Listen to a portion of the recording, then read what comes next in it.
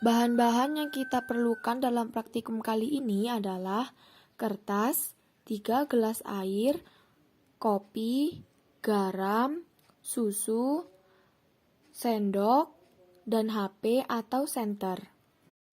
Pertama, kita campurkan garam dengan air.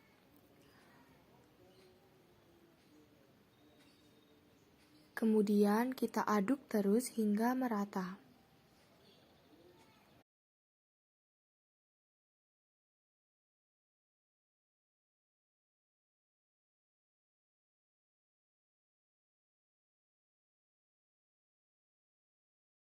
Yang kedua, kita campurkan kopi dengan air. Lalu kita aduk hingga merata.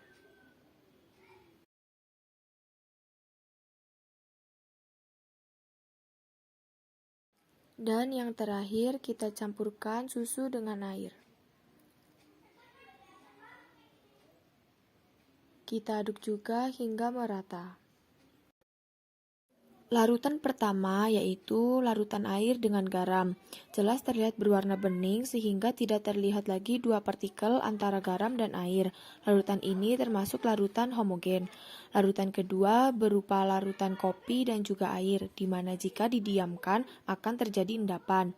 Dan yang ketiga merupakan larutan susu dengan air. Larutan ini berwarna, namun larutan ini termasuk ke dalam larutan homogen.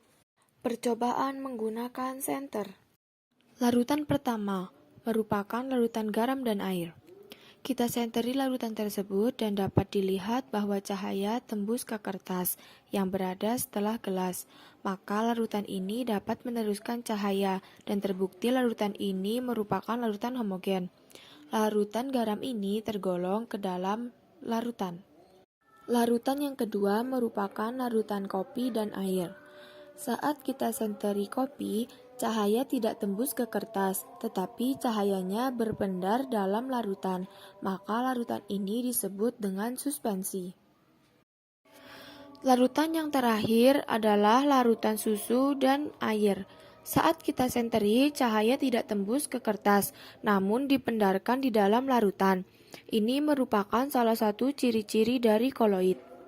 Maka larutan susu merupakan koloid. Kesimpulan. Efek tindal merupakan efek di mana kita memberikan cahaya pada suatu larutan. Terlihat dari percobaan bahwa gelas pertama termasuk larutan karena larutan pada gelas pertama dapat meneruskan cahaya dan dua partikel antara garam dan air tidak dapat dilihat. Larutan pada gelas kedua termasuk suspensi. Karena larutan pada gelas kedua tidak dapat meneruskan cahaya dan dua partikel antara kopi dengan air masih bisa terlihat dengan jelas.